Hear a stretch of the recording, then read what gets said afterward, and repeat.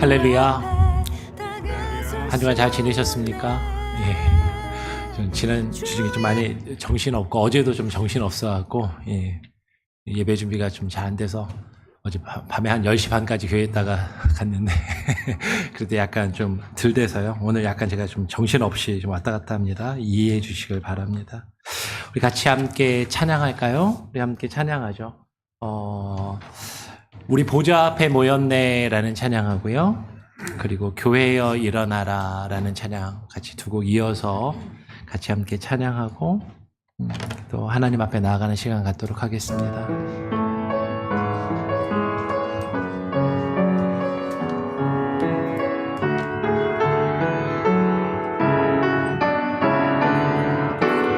우리 보좌 앞에 모였네. 우리 보좌 앞에 모였네. 함께 주를 찬양하며 하나님의 사랑 그 아들 주셨네. 그의 피로 우린 구원받았네. 십자가에서 쏟으신 그 사랑 강같이 온 땅에 흘러 각 나라와 족속 백성 방언에서 구원받고 주 경배 드리네.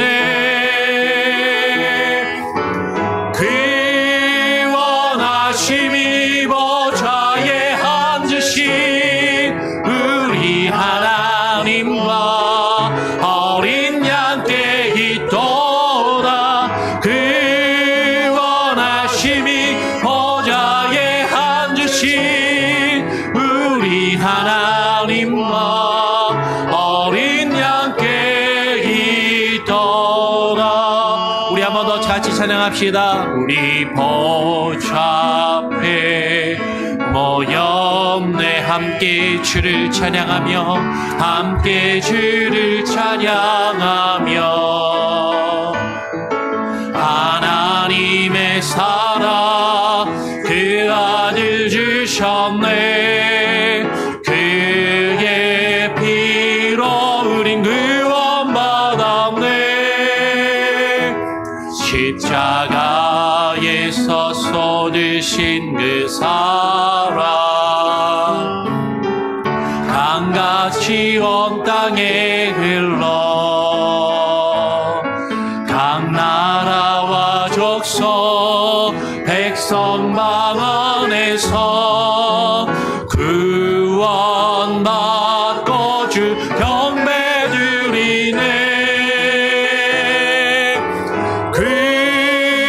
구원하심이 보좌에 앉으신 우리 하나님과 어린 양께 있도다. 구원하심이 보좌에 앉으신 우리 하나님과 어린 양께 있도다.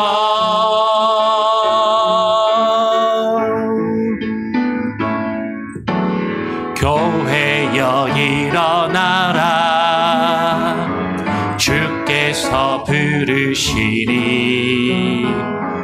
두려움과 실패 내려놓고 교회여 일어나라. 교회여 일어나라. 교회여 일어나라. 주께서 보내시니 우리 부르신 삶의 자리에서 교회여 일어나라. 우린 세상의 빛 하나님의 편지 백종을 통해 세상이 죄를 버리라. 일어나라 아버지 사랑으로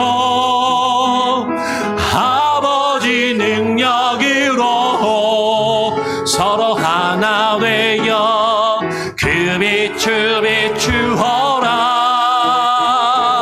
노래하라 아버지의 사랑을, 아버지의 크심을 이 삶의 노래로 주님을 나타내라. 일어나라. 우리 한 번 더 찬양합니다. 교회여 일어나라. 교회여 일어나라. 주께서 부르시니 두려움과 실패 내려놓고 교회여 일어나라. 교회여, 교회여 일어나라. 주께서 보내시니 우릴 부르신 삶의 자리에서 교회여 일어나라. 우린 세상의 빛, 하나님의 편지, 우리 교회를 통해 세상이 주를 버리라. 일어나라 아버지 사랑으로, 아버지 능력으로 서로 하나 되어 그 빛을 비추어라. 노래하라 아버지의 사랑을,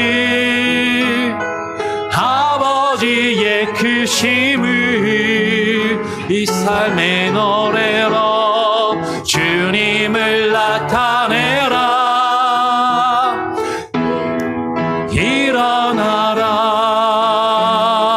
일어나라.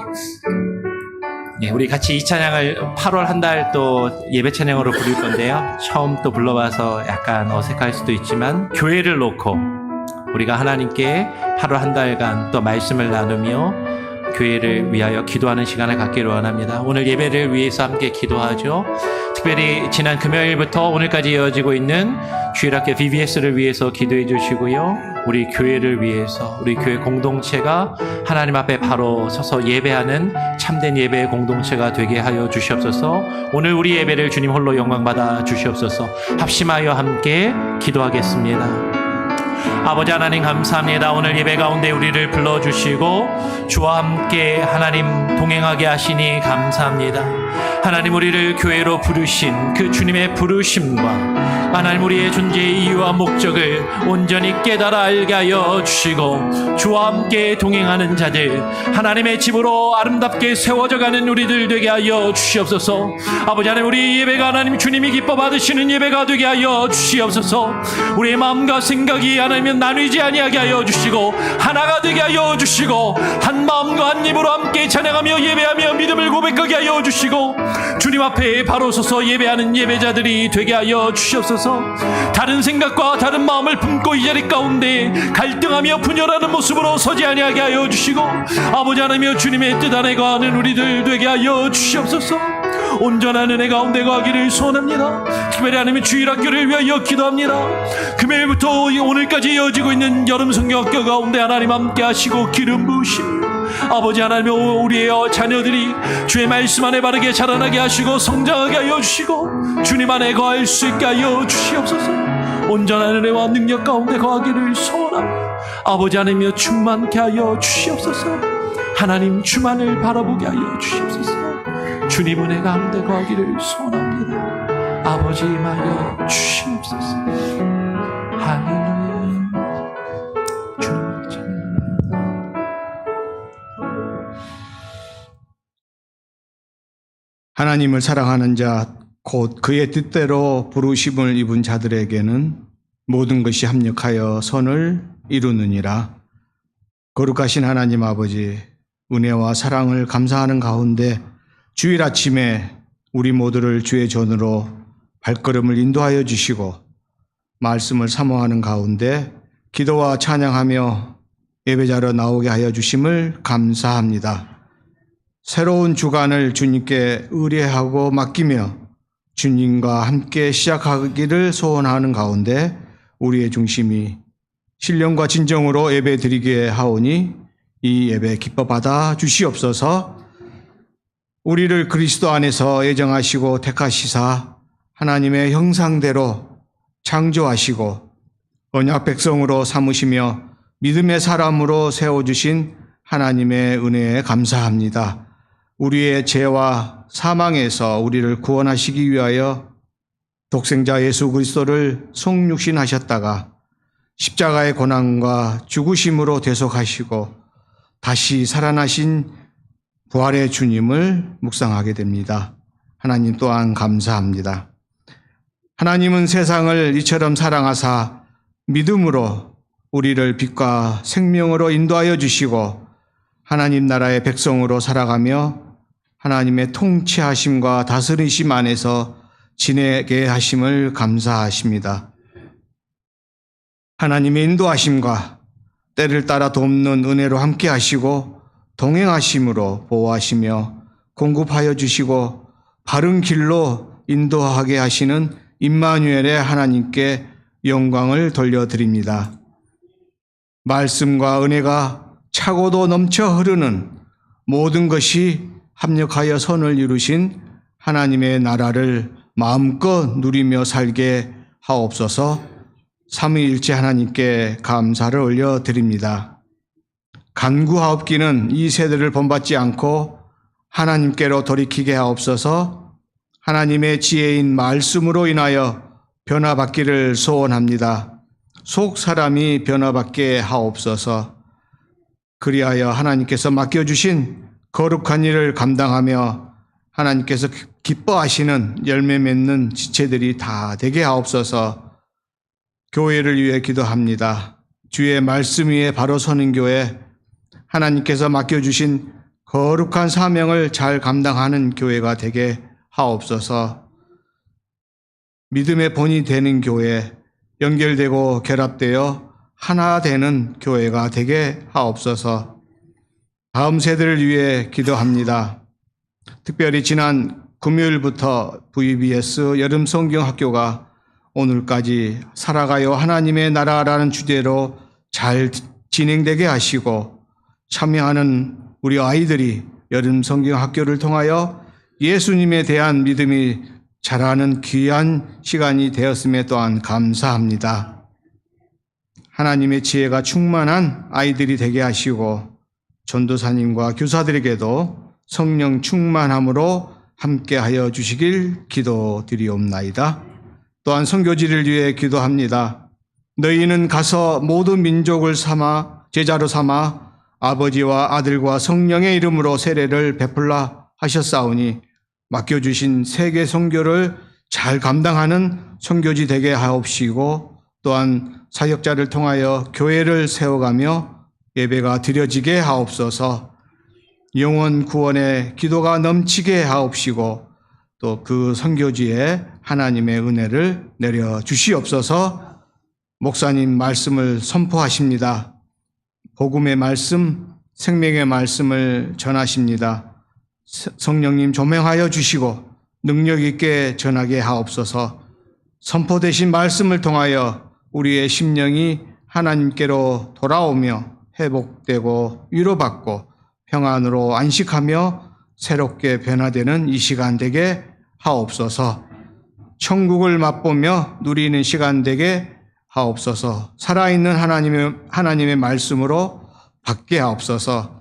믿사오며 이 모든 말씀 부활이요 생명 내신 우리 주 예수 그리스도의 이름으로 기도드리옵나이다. 아멘.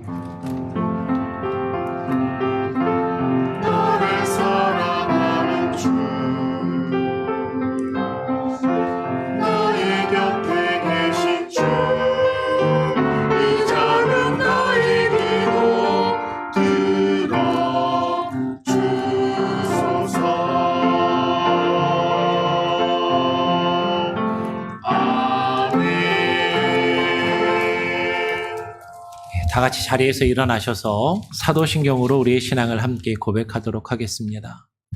전능하사 천지를 만드신 하나님 아버지를 내가 믿사오며 그 외아들 우리 주 예수 그리스도를 믿사오니 이는 성령으로 잉태하사 동정녀 마리아에게 나시고 본디오 빌라도에게 고난을 받으사 십자가에 못 박혀 죽으시고 장사한 지 사흘 만에 죽은 자 가운데서 다시 살아나시며 하늘에 오르사 전능하신 하나님 우편에 앉아 계시다가 저리로서 산자와 죽은 자를 심판하러 오시리라.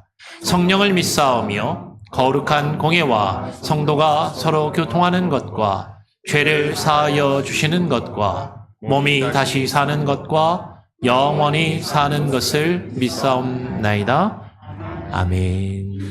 오늘 우리에게 주시는 말씀은 베드로전서 2장 4절부터 10절까지의 말씀입니다. 같이 함께 교독으로 읽도록 하겠습니다. 제가 먼저 4절 읽고 5절 같이 읽고 교독으로 읽겠습니다.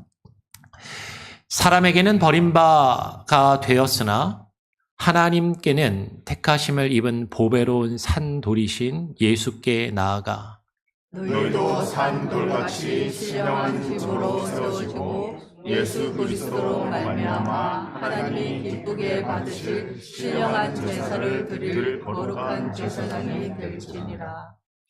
성경에 기록되었을 때 보라 내가 택한 보배로운 모퉁이 돌을 시온에 두노니 그를 믿는 자는 부끄러움을 당하지 아니하리라 하였으니 그러므로 믿는 너희에게는 보배이나 믿지 아니하는 자에게는 건축자들이 버린 그 돌이 모퉁이의 머릿돌이 되고 또한 부딪히는 돌과 걸려 넘어지게 하는 바위가 되었다 하였느니라. 그들이 말씀을 순종하지 아니함으로 넘어지나니 이는 그들을 이렇게 정하신 것이라. 그러나 너희는 택하신 족속이요 왕같은 제사장들이요 거룩한 나라요 그의 소유가 된 백성이니 이는 너희를 어두운 데서 불러내어 그의 기이한 빛에 들어가게 하신 이의 아름다운 덕을 선포하게 하려 하심이라. 10절도 같이 읽겠습니다.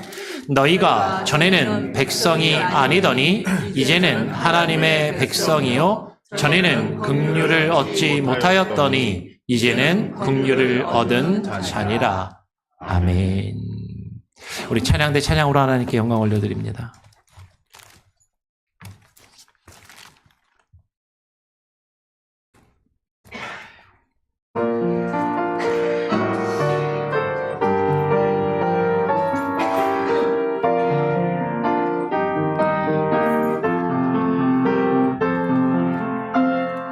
주님을 의지하며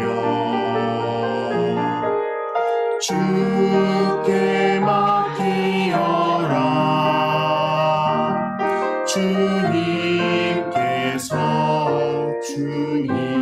주님께서 너의 곁에 계시니 주님을 의지하라. 주께 맡기어라.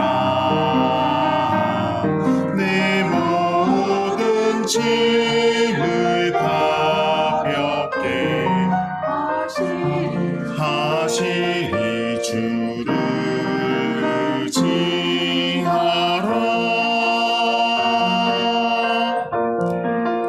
의지하라. 내 맘의 시험과 무거운 죄 주 예수 앞에 모두 아뢰라. 나의 능력 되신 주 영원히 찬양해. 주께 맡기어라. 주께 맡기어라. 주 너를 지켜주시리. 주를 의지하라.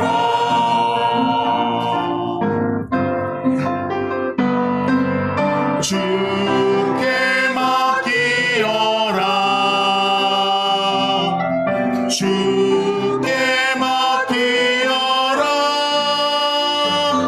주 너를 지켜주시리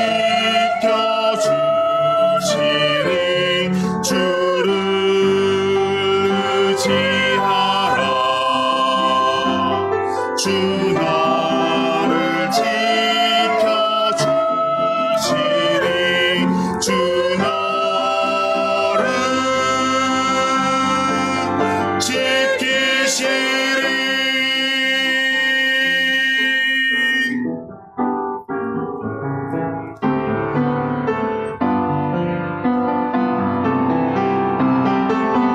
주 너를 지키리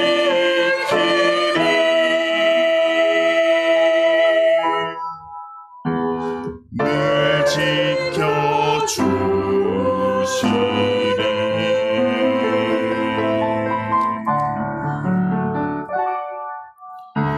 주께 맡기어라.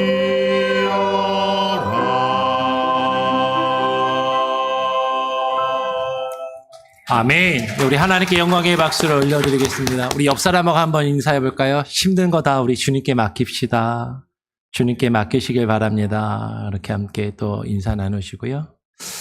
함께 말씀을 나누죠. 한 주간 잘 지내셨습니까? 예. BBS가 있고 아마 부모들이랑 평상시에 예배하시는 분들도 저쪽에 좀 몰려 있어갖고 또 약간 또 빈 듯한데요.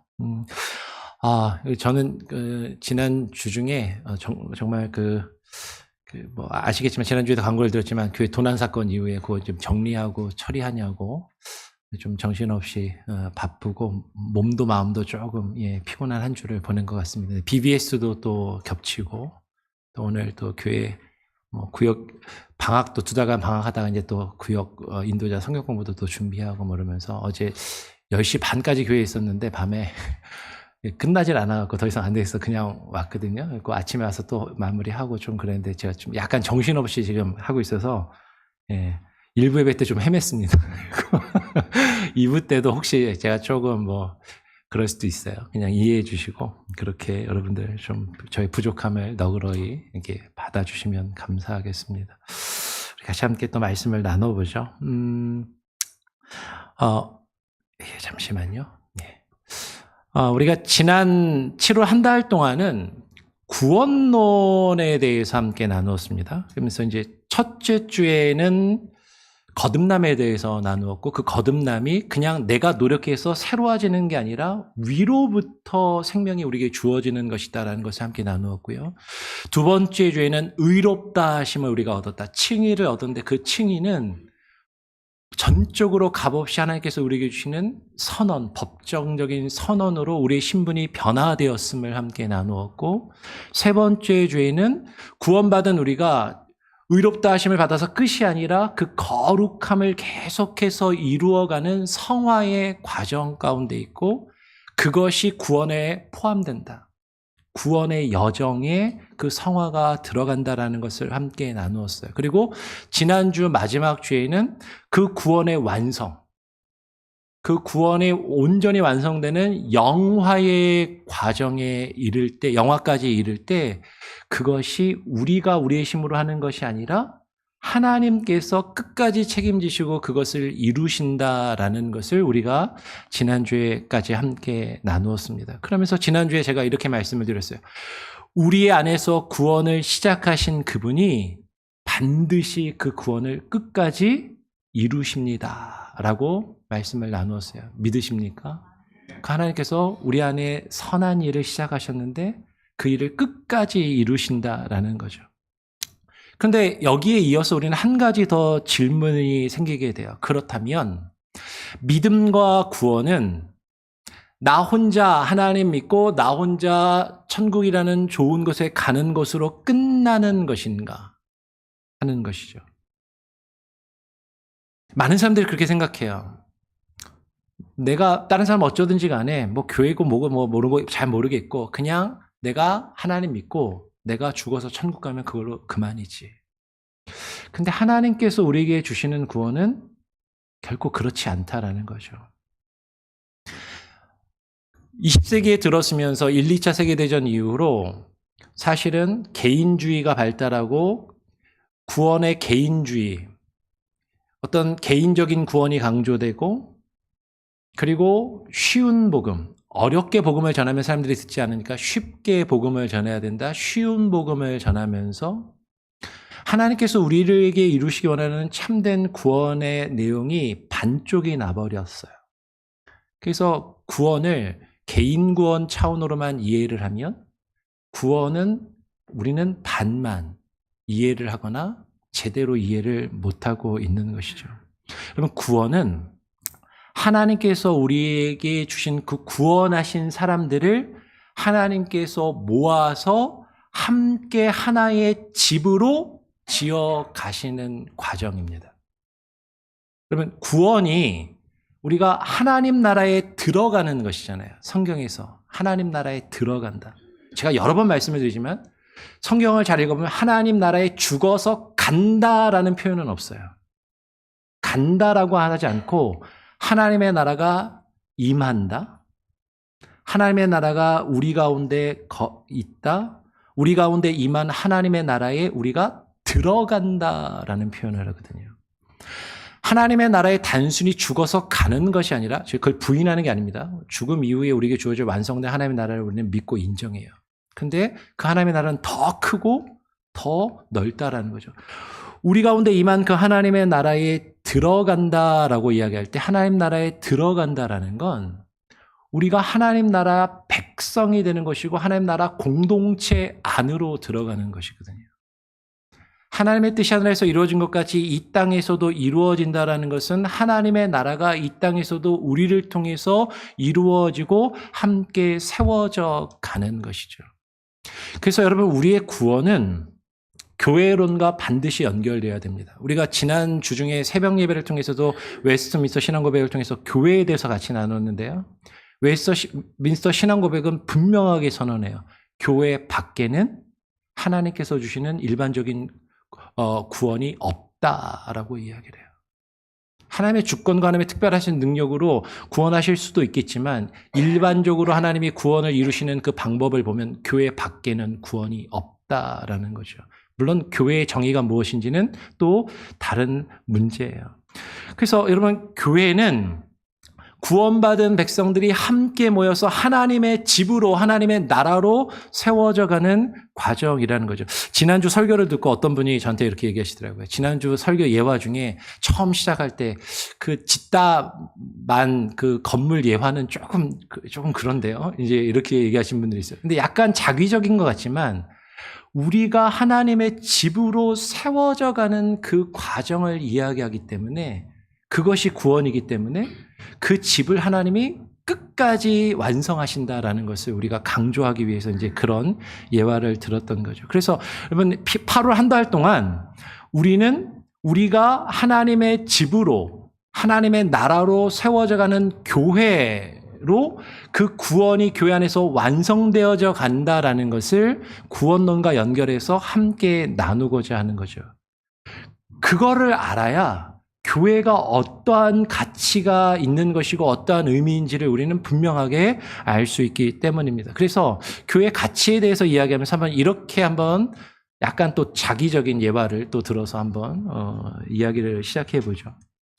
예전에요, 1980년대, 90년대 한국에 보물선 신드롬이 일어난 적이 있습니다. 아마 기억하시는 분들도 있을 텐데, 그 서해나 남해 앞바다에 그 보물이나 도자기 같은 거를 운반하던 배들이 가라앉아가지고 이제 그 배들이 잠수 기술이 발달되면서 인양이 되면서 바다 안에 가라앉았던 보물들이 막 건져지는 그런 사건들이 있었거든요. 그래서 뭐 그 당시에 막 보물선을 찾아서 막 떠들썩했었습니다.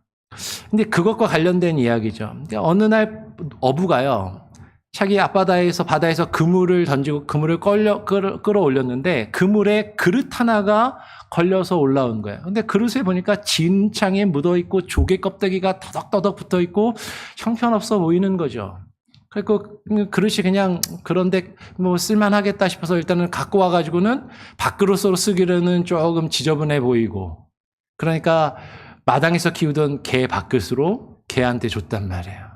근데 몇 해가 지나가지고 그 마을 앞바다에 이제 보물선이 발견됐다. 뭐 이제 이런 소문이 들면서 막 사람들이 감정 평가를 하고 보물선을 인양하겠다고 사람들이 막 들락날락 하면서 그 보물을 찾던 사람들이 그날 그 집을 지나다가 그 집 앞마당에 개 밥그릇으로 쓰이던 그 그릇을 하나 봤는데 그 사람이 딱 보고 이렇게 얘기하는 거죠. 이건 값을 매기기 어려운 고려자기입니다. 라고 그렇게 얘기를 하는 거예요.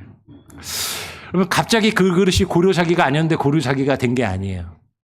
진흙속에 뻘밭에 파묻혀 있다가 그걸 발견했지만 그 가치를 모르는 사람은 어부는 그것을 개 밥그릇으로 사용했을 뿐이다라는 거죠.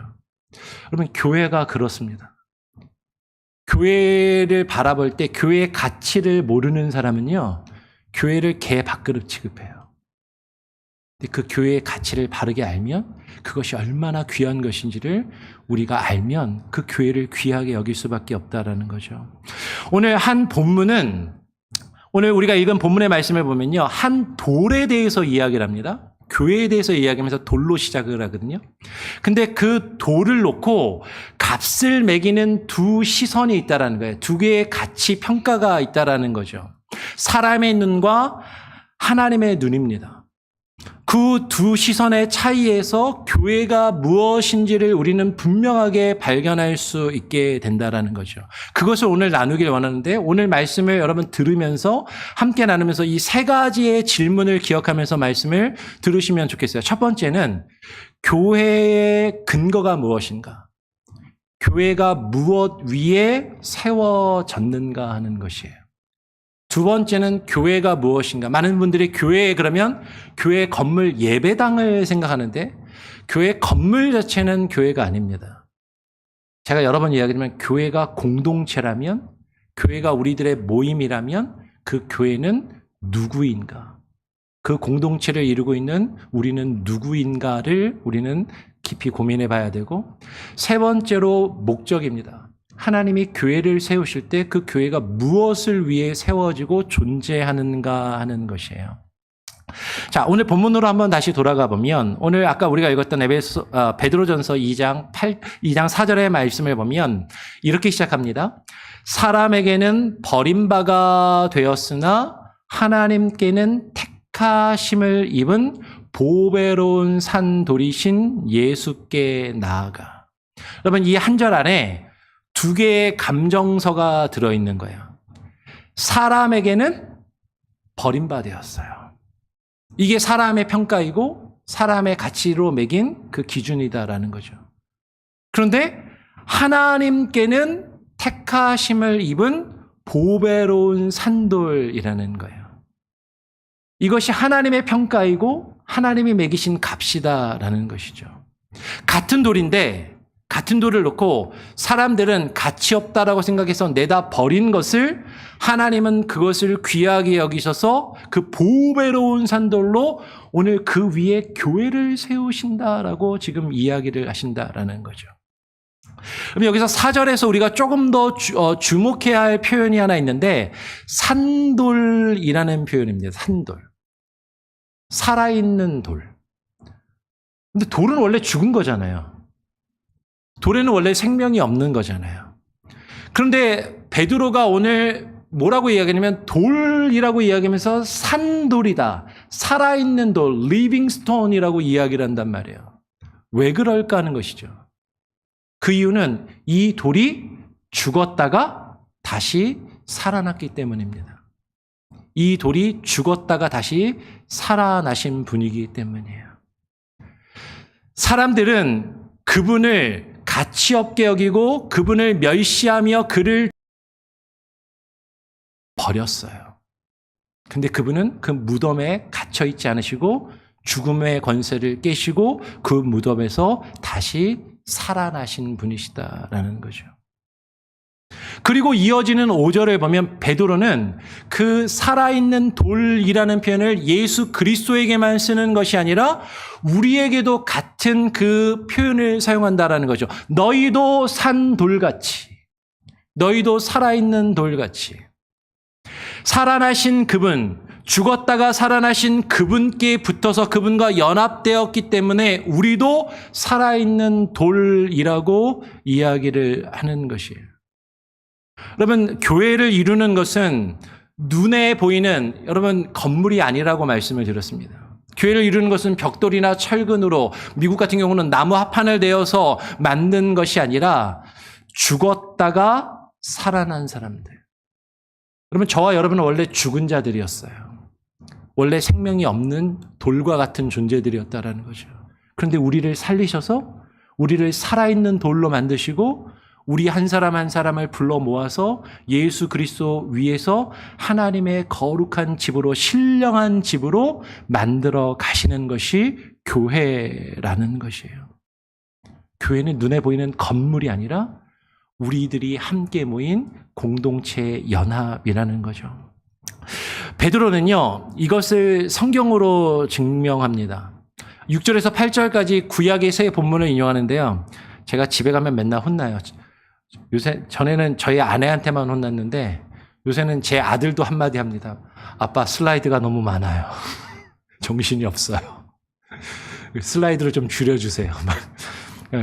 슬라이드 좀 줄였어요. 줄이다 보니까 말씀을 다 못 넣는데, 여러분 지금 그 성경 구절, 지금 이 베드로가 하는 이 말이 구약 성경을 인용한 거거든요. 이제 슬라이드는 안 만들었는데 한번 들어보세요. 베드로가 지금 이 베드로 전서의 이 내용을, 지금 베드로가 쓰는 이 표현을 구약 성경에서 인용하고 있습니다. 이사야서 28장 16절에 보면, 보라, 내가 한 돌을 시온에 두어 기초를 삼았노니 곧 시험한 돌이요 귀하고 존귀한 기초돌이다. 이 존귀한 돌, 기초돌이라는 개념을 이사야서에서 베드로가 가지고 왔어요. 그리고 시편 118편 22절에 보면, 건축자가 버린 돌이 집 모퉁이의 머릿돌이 되었나니, 건축자가 버린 돌이 집 모퉁이의 머릿돌이 되었다라는 것을 시편에서 인용해서 베드로가 가져다가 쓰는 거죠. 그리고 이사야서 8장 14절에 보면, 이스라엘의 두 집에는 걸림돌과 걸려 넘어지는 반석이 되실 것이며 라는 표현도 지금 베드로가 구약에서 가져다가 사용합니다. 지금 이 세 본문이요, 베드로 전서를 통해서 한 분, 예수 그리스도에게 적용되어서 지금 표현되고 설명되고 있다라는 거죠. 다시 이야기해요. 이사야서는 하나님이 시온에 기초돌을 두신다라고 이야기했고, 시편 기자는 건축자가 버린 돌이 모퉁이 돌이 되었다라고 노래했습니다.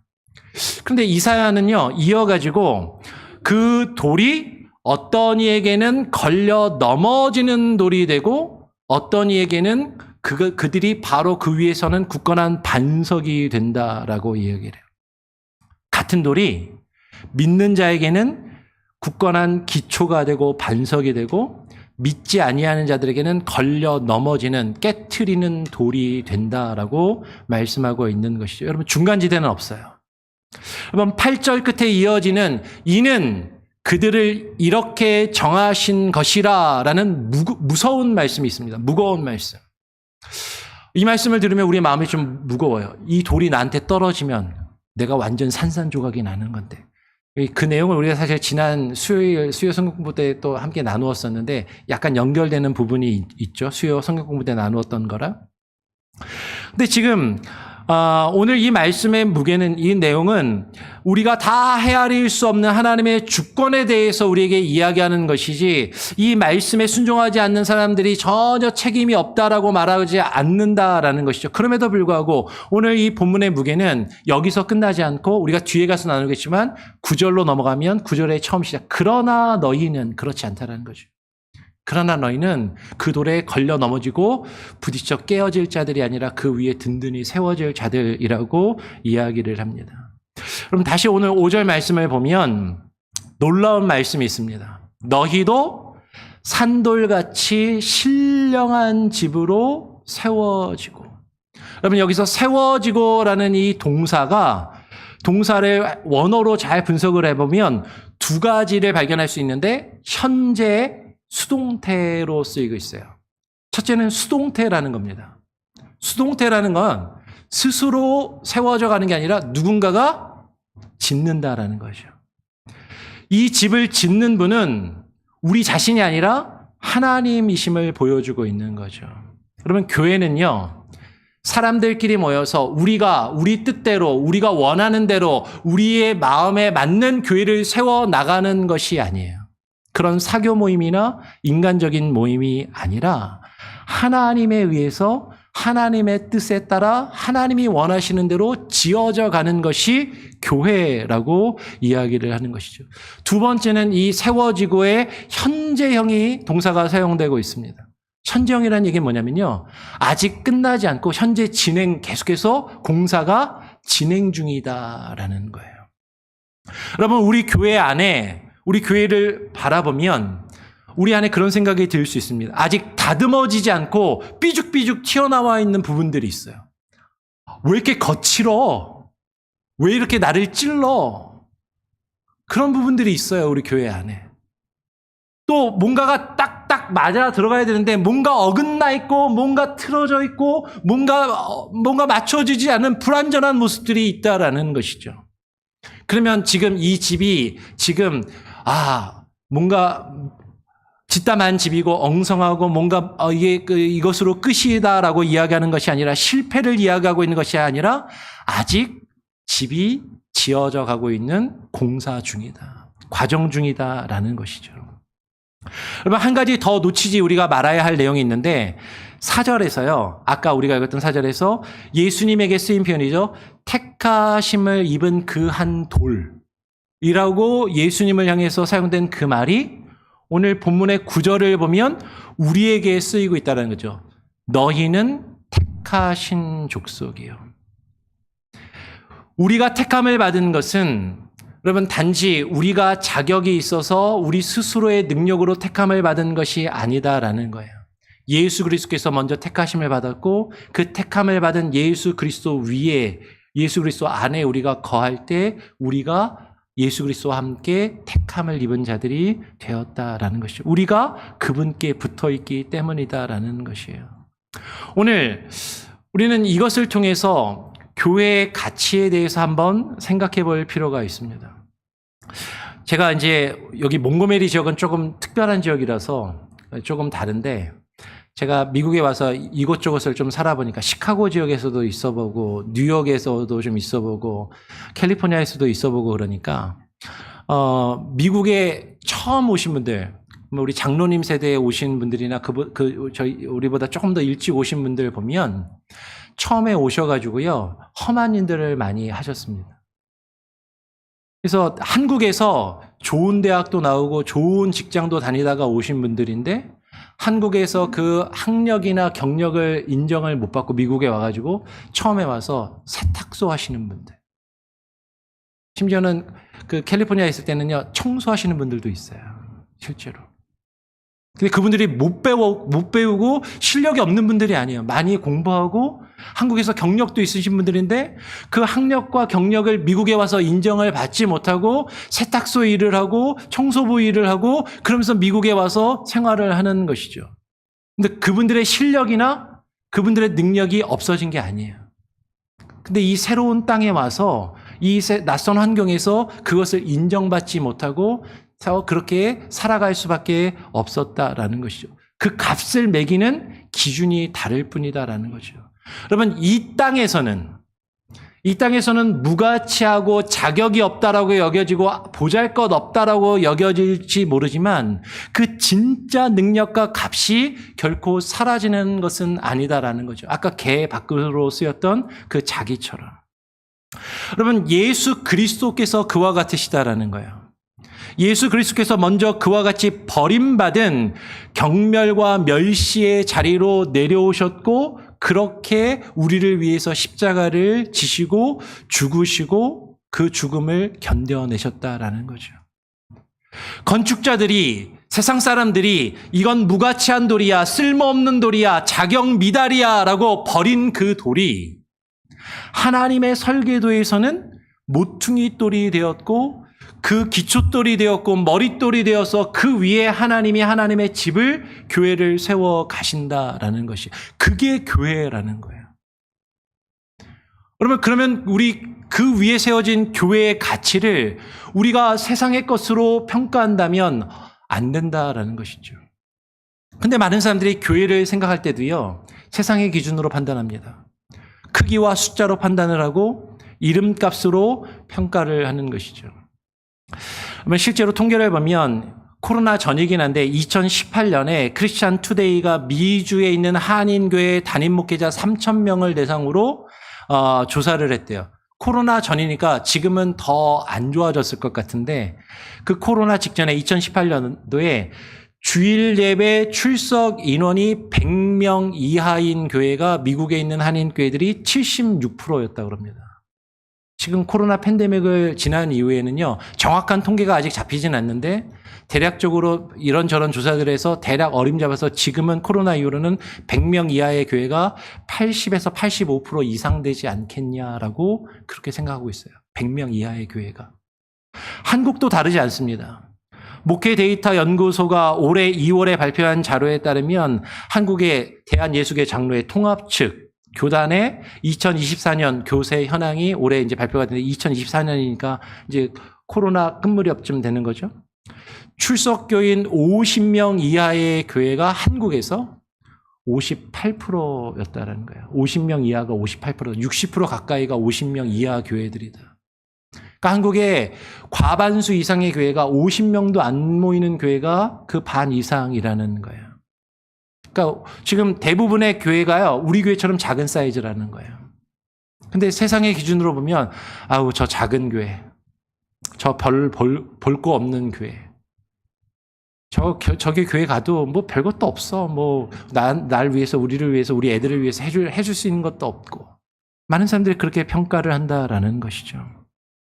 근데 여러분, 세상의 기준으로 작다라는 것이 가치 없고 쓸모없다라는 것이 결코 아니다라는 것이에요. 교회의 기초는 사람에 의해서 인정받는 것이 결코 아닙니다. 사람에게 버림받으신 그리스도가 교회의 기초가 되셨고 그 그리스도 위에 교회가 세워졌어요. 하나님의 가치의 평가로 우리는 교회를 바라보는 그 눈을 가져야 한다라는 것이죠. 두 번째로 여러분, 교회가 무엇인지를 우리 한번 생각해 볼 필요가 있습니다. 오늘 우리가 아까 읽었던 말씀의 내용을 보면 4절부터 8절까지는요. 교회가 세워지는 그 돌, 예수 그리스도가 머릿돌이 되시고 우리도 예수 그리스도 위에 산돌이 되어서 함께 신령한 집으로 세워진다라고 하면서 돌에 대한 이야기를 했다가 이제 9절로 넘어가면서 그림이 바뀝니다. 돌에서 하나님 나라의 백성으로 옮겨가는 것이죠. 그러면서 오늘 9절은 이렇게 시작해요.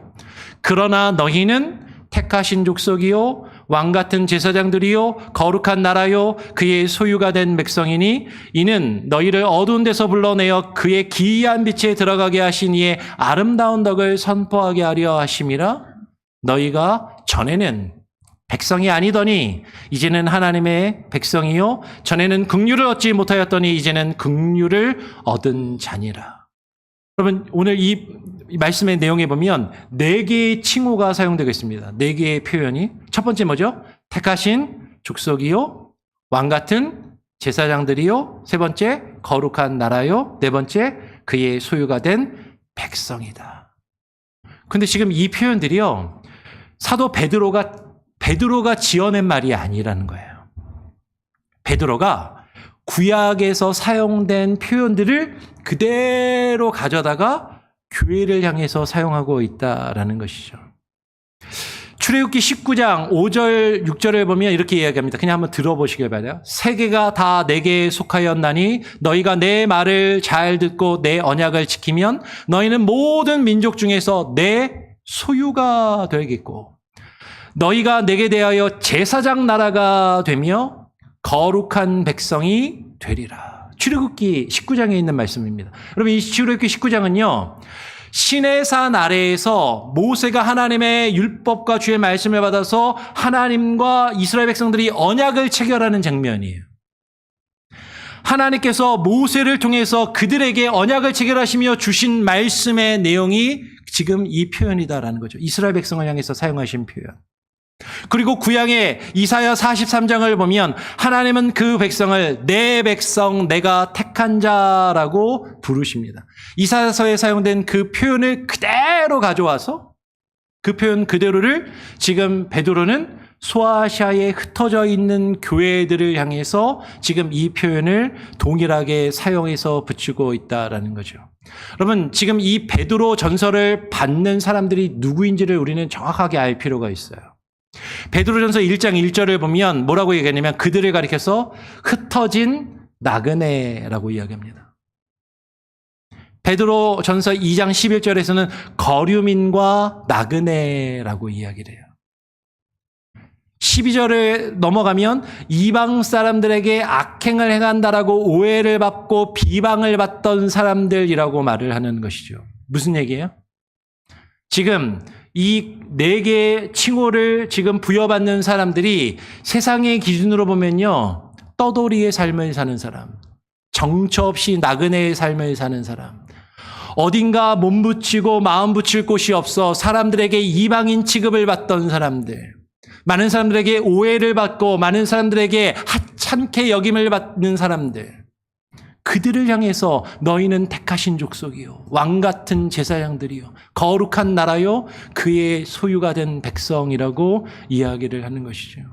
여러분, 우리가 미국 땅에 살면서 소수민족으로, 유혈인종으로 사실 경우에 따라서 많은 차별과 많은 냉대와 이 땅에 살면서도 내가 이 땅의 주인인지 이 땅의 시민인지 그런 마음이 들지 않고 살아갈 때가 많잖아요.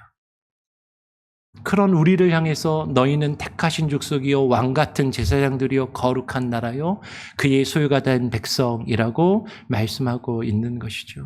세상의 기준으로 보면 인정받지 못하고 아무것도 아닌 우리를 향해서 하나님께서 우리를 그렇게 부르신다라는 거예요. 여러분, 이 네 가지의 칭호 가운데 여러분 왕같은 제사장들이라는 걸 한번 살펴보길 원합니다. 구약 성경에서 제사장은 아무나 될 수가 없었어요. 특별히 구별되어서 정해진 사람들만이 제사장이 될 수 있었고, 그들은 정해진 절기에 그 거룩한 장소에 그들만 들어가서 하나님을 예배할 수 있는 특권을 누렸던 사람들이라는 것이죠. 그런데 지금 베드로는 흩어진 이방인 성도들을 향해서 너희 모두가 제사장이라고 선언하고 있다라는 겁니다. 제사장이 하는 일은 두 가지입니다. 하나님께 나아가 예배하는 일과 다른 사람을 위하여 중보하는 일이에요. 오늘 5절이 그것을 그대로 말하는 것이죠. 하나님이 기쁘시게 받으실 신령한 제사를 드릴 거룩한 제사장이 될지니라.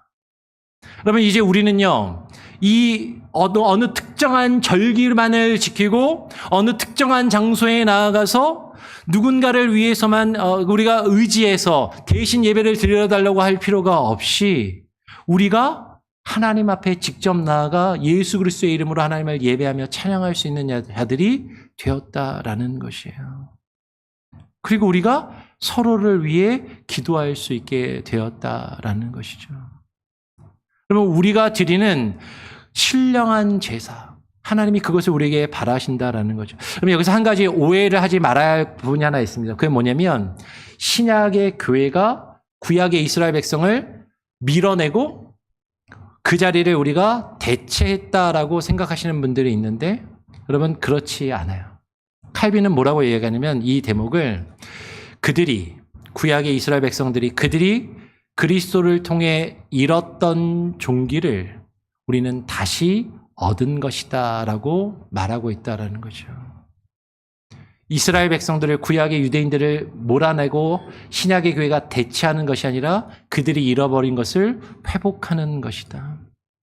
여러분, 그리스도께서 막힌 담을 허무셨기에 이제 모든 민족에게까지, 저와 여러분 같은 이방인들에게, 우리는 유대인이 아니잖아요, 우리에게까지 이 택하신 족속, 왕같은 제사장들, 거룩한 나라, 하나님의 소유가 된 백성이라는 칭호가 우리에게 주어졌다라는 것이죠. 여러분, 그리고 오늘 10절에 가서 그 근거의 뿌리가 명확히 나옵니다. 너희가 전에는 백성이 아니더니 이제는 하나님의 백성이요.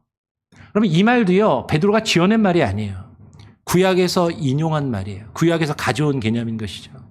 호세아서를 보면 호세아 선지자는요, 자기 자녀의 이름을 이렇게 지어야 됐습니다. 딸의 이름을 루함마. 로라는 말은 히브리어로 아니다, 없다라는 뜻이에요.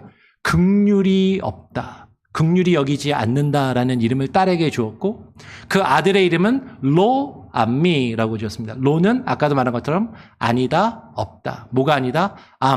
하나님의 백성, 나의 백성이 아니다. 하나님의 백성이 아니다라는 뜻이에요. 호세아 선지자가 자신의 자녀들의 이름을 이렇게 짓고 그 자녀들의 이름을 부를 때마다 하나님의 징계와 심판이 이스라엘 백성들에게 선언됨을 이야기하는 것이죠. 그런데 하나님께서 그 자녀들의 이름을 바꾸어 주셨습니다. 어떻게 바꾸어 주셨냐면 호세아 2장 23절을 하반절에 보면 내 백성 아니었던 자에게 향하여 이르기를 너는 내 백성이라 하리니 그들은 이르기를 주는 내 하나님이라 하리라. 여러분 여기서 한 가지 원어를 한 가지 좀 설명해야 되는데 긍휼을 얻지 못하였더니라는 이 표현은 계속해서 오래 지속되어 온 상태를 이야기하는 것이고요. 이제 긍휼을 얻은 자가 되었다라고 할 때는 결정적인 한 사건을 나타내는 그런 의미로 표현되고 있어요. 그러니까 오랫동안 계속해서 긍휼을 얻지 못하던 그 상태가 우리에게 지속되어 왔었는데 결정적인 하나의 사건으로 우리가 긍휼을 얻는 자로 변화가 되었는데 그 사건이 뭐예요? 예수 그리스도의 십자가라는 것이죠. 예수 그리스도의 십자가의 사건을 통해서 우리가 예전에는 백성이 아니었고 우리가 긍휼을 얻지 못하였던 자이고 이방인이었고 나그네였는데 예수 그리스도의 십자가를 통해서 우리가 하나님의 백성이 되었고 하나님의 긍휼을 얻은 자가 되었고 하나님의 자녀들이 되었음이 선포되고 있는 것이죠. 그러면 예를 들면 전에 입양에 대해서 말씀드린 적이 있잖아요. 입양의 절차가 법적으로 끝나는 그날 그 아이의 성이 라스트 네임이 바뀝니다. 그리고 법적으로 그 아이의 이름이 가족 명부에 가족 관계 등록부에 이름이 레지스터 되는 거죠. 올라가요. 근데 그 일이 이루어질 때 입양을 당하는 아이가 특별히 한 건 없어요. 부모가 먼저 마음을 정했고 부모가 그 아이를 입양하기로 마음을 정하고 서류를 준비하고 시간과 비용을 들여서 그 절차들을 다 밟습니다. 그리고 법적인 수속을 마치는 그날 그 아이는 그 양부모에 의해서 그저 그 집의 자녀로 받아들여지는 것이죠. 그 아이 자체에는 변한 게 없어요. 근데 그날부터 그 아이는요, 그 집의 손님이 아니에요. 이방인이 아니라 객이 아니라 그 집의 자녀이고 그 부모의 아이가 된다라는 것이죠. 오늘 9절에서 그의 소유가 된 백성이라고 할 때 그 소유라는 말에는 값을 치르고 얻어낸 것이라는 의미가 담겨 있다라는 것입니다. 여러분 하나님께서 우리를 구속했다라는 의미가 값을 주고 샀다라는 의미라고 말씀을 드렸잖아요. redemption, 값을 대신 지불하고 사신 거예요. 하나님께서 우리를 향해서 엄청난 값을 지불하시고 우리를 사셨다라는 것이죠. 그 값이 바로 베드로가 1장에서 말한 대로 흠없고 점없는 어린 양 같은 그리스도의 보배로운 피, 그것으로 우리를 값주고 사셨다라고 이야기를 하는 것입니다. 그러니 이 네 가지의 칭호를 우리는 우리의 자랑거리로 읽어서는 안 된다라는 것이죠. 여러분, 내가 해서 얻은 것이 아니라 하나님께서 우리에게 주신 은혜이다. 종교개혁자 존 칼빈은 이렇게 정리했습니다. 하나님은 본성상 더러운 자를 거룩하게 하시고 아무것도 볼 것이 없을 때 택하시고 보잘것없는 것에서 자기 소유를 만드시고 속된 자에게 제사장의 영예를 주신다라고 말씀하고 있는 거죠. 여러분, 우리가 하나님의 백성이 된 근거는 내가 뭔가 대단한 일을 했기 때문에 그런 자격이 생겨서 우리가 하나님의 자녀가 된 것이 아니라 하나님의 긍휼과 하나님의 은혜로 우리가 예수 그리스도 안에서 하나님의 거룩한 집으로 세워져 가고 있는 사람들이다. 그것이 교회이다. 라고 오늘 성경은 우리에게 이야기를 하는 겁니다. 시간이 좀 많이 갔지만 계속 좀 갈게요. 세 번째로 하나님께서 교회를 세우신 그 목적이 무엇인가 하는 것이죠. 오늘 9절을 다시 보면 하나님께서 하나님이 택하신 백성들을 향해서 네 가지의 칭호를 부여하시는 것으로 끝나지 않고 그 뒤에 목적이 붙습니다. 이는 너희를 어두운 데서 불러내어 그의 기이한 빛에 들어가게 하신 이의 아름다운 덕을 선포하게 하려 하심이라. 원어 성경을 보면 이게 더 분명하게 드러나. 희나 절로 해서 목적절이 명확하게 쓰이는 거죠. 아름다운 덕을 선포하게 하려 하심이라. 그러면 하나님은 그저 우리를 어둠에서 우리를 건져내시기만 하시고 우리를 그저 기이한 빛에만 들어가게 하시는 것으로 끝나는 것이 아니라 거기에는 분명한 목적이 있다라는 거예요. 그 목적이 무엇입니까? 하나님의 아름다운 덕을 선포하는 것. 그분의 아름다운 덕, 그것을 칼빈은 이렇게 이야기해요. 하나님의 지혜와 선하심과 능력과 의, 곧 하나님의 영광이 드러나는 모든 것이라고 풀이를 하는 것이죠. 그러면 우리가 선포할 것은요, 내가 이렇게 변했어. 내가 변해서 이런 일들을 했어라고 나 자신을 드러내는 것이 아닙니다. 나를 부르신 그분이 내 안에서 이루신 그 선하신 아름다운 덕을 선포하는 것이죠. 여러분, 여기서 우리는 한 가지를 주목해야 되는 게 있는데, 아름다운 덕을 선포하게 하려 하심이라는 이 표현이 이사야서 43장 21절에서 온 거야. 근데 이사야서 43장 21절을 보면 이 백성은 내가 나를 위하여 지었나니 나를 찬송하게 하려 함이라라고 기록합니다. 여러분, 근데 이 말씀이 기억이 나시나요? 올해 1월에 우리가 이 본문을 가지고 함께 말씀을 나눈 적이 있어요. 1월 셋째 주 설교를 통해서 하나님이 우리를 지으신 창조의 목적이 무엇인가? 우리가 존재하는 존재의 이유와 목적이 무엇인가라는 제목으로 설교를 나누었을 때 함께 나누었던 그 말씀입니다.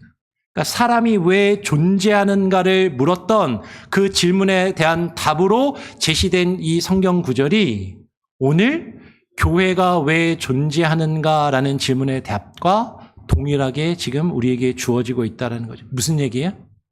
하나님이 저와 여러분을 창조하시고 지으신 우리의 존재의 목적과 하나님이 교회를 세우시고 교회가 존재하는 그 존재의 이유와 목적이 같다라는 것이에요. 하나님을 찬송하는 것, 그 이름을 선포하는 것입니다. 여러분, 선포란 무엇인가요? 여러분, 우리가 뭔가 좋은 걸 경험하면요, 많은 사람들이 그걸 자랑해요.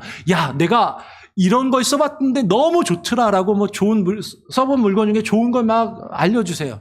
내가 어느 식당에 가봤는데 그 식당 정말 맛있어. 거기 한번 가서 음식 먹어봐라고 막 이야기들을 합니다. 좋은 것을 자랑해요. 그렇죠? 우리가 좋은 것을 경험하면 그것을 누군가에게 막 알려주게 되어 있다는 거죠. 우리가 오래 앓고 있던 중한 병을 고치게 되면 야, 근데 그 의사가 너무나도 실력이 좋아서 내 이 병을 고쳤어라고 우리는 그 의사한테 가봐라고 이야기하게 되잖아요. 근데 오늘날 많은 사람들이 신앙생활하면서 어떤 모습이냐면 하나님이 우리를 고치셨는데 내가 의사가 시킨 대로 약을 먹었다니까? 내가 그 약을 먹으니까 나았어. 나 잘 먹었지. 내가 한 것을 드러내려 해요. 우리가 한 것은 자랑할 필요가 없다는 거죠. 우리를 고친 그 의사 대신 하나님을 자랑해야 한다라는 것이에요. 여러분, 하나님에 대한 선포는 우리의 의무이기 이전에 하나님께서 우리에게 베푸신 그 놀라운 일들에 대한 감격의 반응이다라는 거죠. 그런데 우리의 입에서 하나님께서 우리에게 행하신 그 일들에 대한 이야기가 나오지 않는다면 왜 그럴까를 우리는 한번 고민해 볼 필요가 있는 것이에요. 성경 공부가 부족해서, 성경에 대한 지식이 부족해서 그럴 수도 있습니다. 근데 어쩌면 우리에게 더 깊은 이유가 있을 수 있다라는 것이죠. 하나님께서 우리를 어둠 가운데서 불러내시고 우리를 구원하신 그 구원의 감격, 하나님께서 우리에게 행하신 그 놀라운 일들을 우리가 아직 경험하지 못했거나 그것을 경험했지만 그 감격을 잃어버리고 살아가고 있기 때문이다라는 것이에요. 여러분, 여기서 우리 한 가지만 더 덧붙이면 오늘 이 9절에서 하나님께서 하나님의 교회를 향해서 주의 백성들을 향해서 붙이신 네 가지의 칭호는 모두 여러 사람을 향해서 복수로 너희라고 이야기하고 있다라는 거예요. 하나님의 족속, 제사장 무리, 나라, 백성, 너희는 이라고 이야기하는 거죠. 너 한 사람, 내가 아니라 그럼 내가 제사장이고 내가 나라, 여러분 나라는 한 사람이 나라가 될 수 없습니다. 나라는 공동체라는 것이죠. 우리가 제사장 나라가 된다라는 것이 본문의 강조점이에요. 하나님을 선포하는 것도 여러분 혼자 하는 일이 아니라 우리가 선포하는 것이에요. 함께 교회가 하나 되어 교회가 하나님의 이름을 선포하는 것이고 하나님이 우리를 부르신 그 목적이 바로 우리가 우리 자신을 스스로 자랑스럽게 나 자신을 드러내는 것이 아니라 우리를 통해서 그분이 하신 일을 선포하며 알리는 데 있다라는 것이죠. 그러면 이제 말씀을 정리하겠습니다. 오늘 우리는 세 가지의 질문으로 시작을 했어요. 교회가 무엇 위에 세워져 있습니까? 교회는 사람들에 의해서 버림받은 예수 그리스도라는 그 산들 위에 세워져 있다. 두 번째, 교회는 무엇? 교회는 누구인가라고 할 때 아무런 자격도 없지만 자격이 있어서가 아니라 자격 없는 우리가 하나님의 긍휼로 하나님의 백성이 된 무리들이 예수 그리스도 위에 예수 그리스도 안에서 연합되며 하나 된 우리가 교회라는 것이죠. 그리고 교회는 무엇을 위해 존재하는가? 우리를 어둠에서 불러내신 그분의 아름다운 덕을 선포하기 위해 존재한다라는 것이에요. 오늘 말씀을 시작하면서 처음에 드렸던 개밥그릇 이야기 기억이 나시나요? 그 밥그릇에 그 그릇에 값을 매길 자격은 그것을 쓰던 사람에게 어부에게는 없었어요. 근데 그 그릇의 가치는 이미 정해져 있는 것이죠. 하나님이 세우신 우리 교회를 향한 그 값을, 가치를 매길 수 있는 것은 이 세상과 세상의 사람들에게는 없다라는 것이죠. 세상의 사람들은요, 교회를 무가치하게 여기고 쓸모없게 여길 수 있습니다. 그런데 교회의 값을 정하신 분은 하나님이세요. 근데 그 값이 뭐라고요? 하나님께서 자신의 생명으로 값주고 사셨다라는 거예요. 주님의 핏값으로 값을 매기시고 값을 치르고 사신 것이 교회라는 것이죠.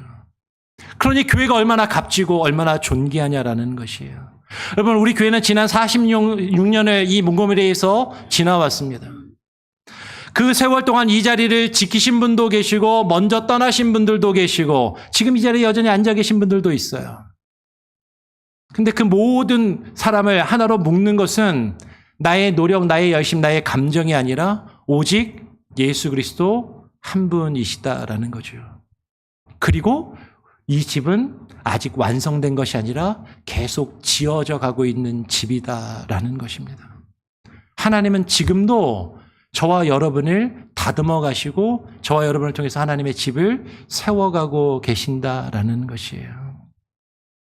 여러분, 이번 한 주에 이 세 가지의 마음을 기억해 두시길 바랍니다. 우리가 이것을 안다면요, 우리 교회의 이 예배 자리에 모인 내 옆에 있는 사람을 바라보면서 내가 볼 때는요, 참 형편없는 사람, 참 쓸모없는 사람, 참 모난 사람, 그렇게 여겨질 수 있지만 저 사람을 주님이 하나님께서 피로 값주고 사신 존귀한 사람이라는 것을 우리는 깨닫고 인정해야 되는 것이죠. 그리고 그 사람과 내가 이전에는 전혀 쓸모없는 죽은 자였지만 산돌로 변화되어 우리에게 의미를 부여하시고 하나님의 집으로 예수 그리스도를 통하여 만들어 가시는 그 기준점이 예수 그리스도의 십자가라는 것을 우리는 고백해야 돼요. 그리고 우리의 삶의 자리에서 하나님께서 우리 안에 이루신 그 선하신 일들을 많은 사람들에게 선포하며 드러낼 수 있는 그 놀라운 은혜가 우리 교회 가운데 있기를 간절히 바라고 소원합니다. 오늘 다음 주에는 고린도전서 12장을 가지고 우리가 그리스도 안에서 교회가 하나가 된다, 한 몸이 된다는 것을 같이 함께 나누겠습니다. 그러면 오늘 이 한 가지만 붙들고 돌아가시면 돼요. 뭐냐면 저와 여러분은 하나님이 값을 치르신 값지고 존귀한 주의 백성들이라는 것이죠. 그렇게 우리가 교회로 부르심을 받았고 하나님이 지금도 우리를 하나님의 교회로 세워가시는 우리는 귀한 존재들이고 우리 교회가 그렇게 귀한 하나님의 백성의 모임이다라는 것을 잊지 마시고 사람의 눈에 보이는 것으로 교회를 판단하며 가치를 매기지 않기를 간절히 바라고 부탁을 드립니다. 우리 같이 함께 찬양하면서 여러분 드린 예물을 하나님께 봉헌하도록 하죠. 아까 불렀던 찬양 한 번 더 불러보겠습니다. 교회여 일어나라. 함께 찬양하죠. 함께 찬양하겠습니다.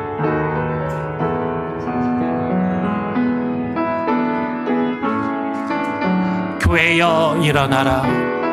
교회여 일어나라. 주께서 부르시니 두려움과 실패 내려놓고 교회여 일어나라. 교회여 일어나라. 주께서 보내시니 우릴 부르시 삶의 자리에서 교회여 일어나라. 우린 세상의 빛 하나님의 편지 우리의 교회를 통해 세상이 죄를 버리라. 일어나라 아버지 사랑으로 아버지 능력으로 서로 하나 되어 그 빛을 비추어라. 노래하라 아버지의 사랑을 아버지의 크심을 삶의 노래로 주님을 나타내라. 일어나라. 기도하겠습니다. 하나님 아버지 감사합니다. 우리를 교회로 부르셨는데 교회가 무엇인지, 교회의 가치가 무엇인지, 우리가 무엇에 세워진 자들인지, 우리 자신의 정체성과 교회의 존재의 이유와 목적을 다시 한번 깊이 고민하며 깨달아 알게 하여 주시옵소서. 주님 앞에 나와 예배하며 주님께 정성껏 예물을 드립니다. 이 예물을 받아주시고 하나님이 바라시는 것 위에 귀하고 아름답게 사용되어 열매 맺게 하여 주시옵소서. 우리 성도들의 마음을 주장하시고 새롭게 붙드시기를 간절히 바라고 소원하오며 우리 구주 예수 그리스도의 이름으로 기도합니다.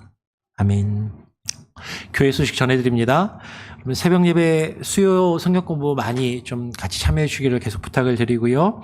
주일학교는 지난 금요일부터 오늘까지 BBS 중입니다. 살아가요 하나님의 나라, 하나님 나라 백성으로 살아가는 그 의미에 대해서, 하나님의 나라의 의미에 대해서, 하나님의 백성으로 이 땅에서 살아가는 그 의미에 대해서 아이들에게 가르치며 또 여러 가지 활동들을 하고 있습니다. 어제는 오후에 아이들 데리고 몽고머리 화이트 워터인가요? 거기 가서 리프트를 타고 왔는데요.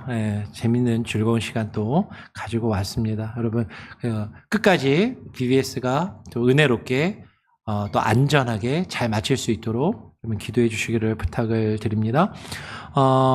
구역 인도자 성경 공부가 오늘 있고요. 8월부터 구역 모임이 재개가 됩니다. 각 구역별로 좋은 날짜, 장소를 정하셔서 모임을 이제 가질 수 있도록 준비해 주시기를 부탁을 드립니다.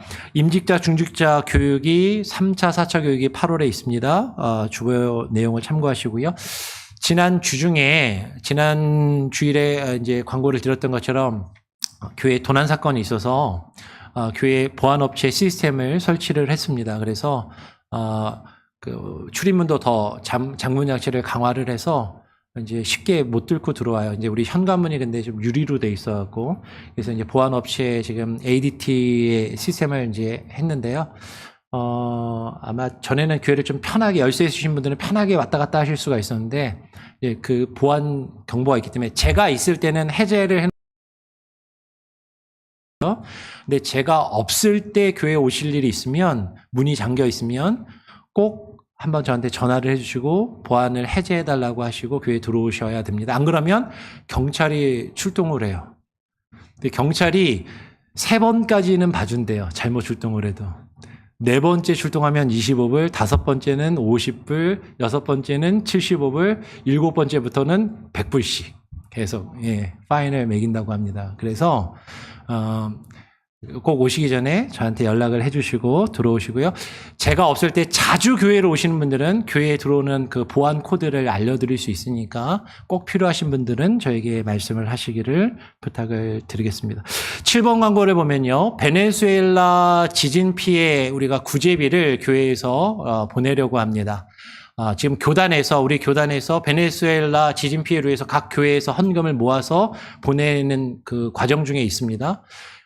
그래가지고, 아시겠지만, 우리 교회 어닝 망가졌을 때, 디덕터블 5,000불 있는 거, 교단 재난지원국에서 5,000불 우리 교회 지원을 해주셨잖아요. 근데 그 교단 재난지원국에서 각 교회 요청을 해서 헌금을 걷어서 베네수엘라로 이번에 또 보내려고 해요.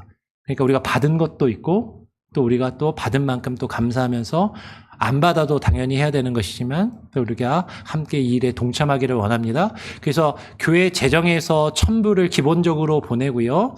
또 여러분들이 억지로 하실 필요는 없고요. 마음이 원하시는 분들은 자발적으로 목적 헌금 봉투에다가 지진 구제비 이렇게 쓰시면 됩니다. 베네수엘라가 어려우면 그냥 지진 구제비 이렇게 써서 다음 주, 다다음 주까지 헌금을 해주시면 2주간 헌금을 걷어서 교회 재정 1,000불과 여러분이 들으신 목적 헌금을 합쳐가지고 우리 교단 재난지원국을 통해서 베네수엘라의 지진 피해를 입으신 분들에게 전달을 하고 도움을 드릴 수 있도록 그렇게 하겠습니다. 그래서 다음 주, 다다음 주 2주간 지진 피해를 입은 뉴스를 통해서 아실 거예요. 베네수엘라에 이번에 지난달에 벌써 8월이군요. 지지난달이군요. 6월 달이었으니까 지진 피해가 엄청나게 커서 많은 사람들이 죽고 다치고 피해가 심한데 복구하는데 엄청난 비용이 필요한 것 같습니다. 하여튼 우리가 못 사는 나라이니까 최근에 일본도 지진이 있긴 했지만 우리가 못 사는 나라를 더 섬기고 도와야 하지 않을까 싶어요. 그렇게 좀 이해를 해주시고요. 8번 광고 큐티 묵상집 단체 구독 신청을 받습니다. 그래서 큐티 묵상집을 계속 하시기를 원하시는 분들이 있어서 신청을 받는데 최윤정 집사님께 신청을 해주시면 되고요. 큐티 묵상집을 작년, 재작년 2년 동안은 생명의 삶을 했었습니다. 그런데 이번에 가능하면 생명의 삶이 아니라 다른 걸 좀 바꾸면 어떨까 하는 마음이 있습니다. 아직 결정된 건 아니고요. 큐티 모임이나 큐티집을 하신 분들 의견을 모아서 결정을 하겠지만 생명의 삶이 예전 같지 않은 것 같아서 조금 다른 큐티집을 써보면 어떨까. 생명의 삶을 했던 이유가 주일학교도 생명의 삶을 하고 전교인이 다 같이 생명의 삶을 하면 의미가 있을 것 같아서 그렇게 했는데 지금 이제 주일학교는 생명의 삶을 더 이상 안 합니다. 그래서 우리 어른들도 이번에 좀 바꾸면 어떨까 하는 생각이 있고요. 근데 교회에서 반액을 지원을 해드리는데요. 교회에서 반액 대준된다 했고 신청들을 첫 해는 많이 하시고 작년에는 조금 덜 하시긴 했는데 그래도 신청을 하시고 큐티를 잘 안 하시는 분들이 있는 것 같아요. 어떻게 할 수 있냐면 큐티집을 안 가지고 가세요. 그냥 큐티집이 있어요. 그래서 여러분 교회에서 지원을 해드리지만 여러분 큐티를 꼭 하실 분들만 내가 하겠다고 결심하신 분들만 하시고 내가 신청해도 큐티 안 할 것 같다 그러면 신청 안 하시는 게 좋습니다. 그렇게 해서 꼭 하실 분들만 신청을 해주시기를 부탁을 드리겠습니다. 오늘 또 시간이 좀 많이 갔는데 할 일이 많습니다. 오늘 8월 생일자들이 상당히 많이 계세요. 이유경 지사님 오늘 생일이시고요. 일부 예배 들으셨습니다. 교사라서 지금 BBS 성경학교 중이고요. 우리 박예자 지사님도 8월에 생일이시고 박선정 지사님 성도도 생일이고 제 아들 미나도 생일이고 우리 홍철호 장로님 그리고 구원탁 지사님, 전영 지사님, 이순희 지사님 생일이시거든요. 한번 자리에서 한번 일어나 주시겠어요? 한번 축하한다고 우리 한번 축복하는 노래 한번 하면 좋겠습니다. 생일 당하신 분들 다 한번 자리에서 일어나 주세요. 축복합니다. 너는 택한 족속이요 너는 택한 오늘 말씀과 같죠? 족속이요 왕같은 제사장이요 왕같은 제사장이요 거룩한 나라 하나님의 소유된 백성 너의 영혼을 입을 때 너의 영혼 우리 볼 때 얼마나 사랑스러운지 너의 영혼 통해 너의 영혼 받으실 영광 받으실 하나님을 찬양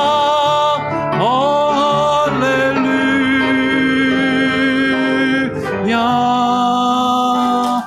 축하합니다. 축복합니다. 지금 생일 당하신 분들인데 저쪽에 주일학교 여름성경학교 하고 계신 분들이 여러 분 계십니다. 이따가 보시면 또 축하해 주시고요.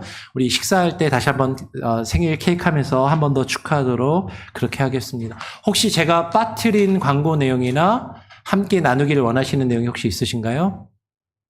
없으시면 다 같이 자리에서 일어나셔서 우리 마지막 찬양 함께 찬양하고 제가 축도함으로 오늘 예배를 마치도록 하겠습니다. 세상은 들리고 사람들은 변하여도 세상은 들리고 사람들은 변하여도 나는 주를 섬기리. 주님의 사랑은 영원히 변하지 않네. 나는 주를 신뢰해.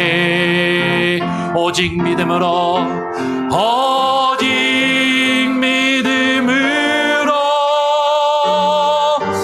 믿음으로 내가 살리라. 오직 믿음으로 내가 살리라. 믿음은 늘리고 사람들 주를 떠나도 나는 주를 섬기리. 주님의 나라는 영원히 쇠하지 않네. 나는 주를 신뢰해. 오직 믿음으로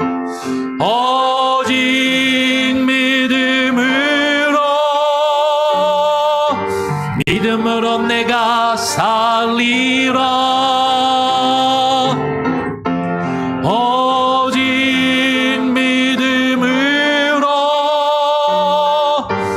믿음으로 내가 살리라. 오직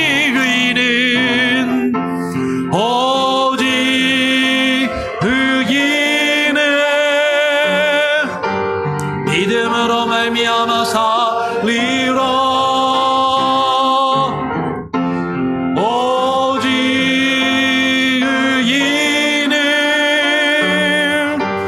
믿음으로 말미암아 살리라. 이제는 우리의 주가 되시는 예수 그리스도의 무한하신 은혜와 아버지 하나님의 크신 사랑과 성령님의 역사 교통하심이 우리를 교회로 부르신 그 교회의 의미를 깨달아 알며 예수 그리스도의 그 산돌 되시는 예수 그리스도의 머릿돌 되심을 깨달아 알며 예수 그리스도 위에 예수 그리스도 안에서 신령한 집으로 함께 세워져 가기를 소원하며 그 교회의 가치와 의미를 깨달아 알며 함께 그 교회를 이루어가기를 소원하는 오늘 주님 앞에 나와 예배하는 모든 예배자들과 또 이 시간에 온라인으로 예배드리고 이후 예배를 드릴 모든 이들, 출타 중에 있는 우리 교회에 속한 모든 권속들과 저들의 가정과 자녀들을 위해 이제로부터 영원토록 은혜와 평강으로 함께 계실지어다. 아멘.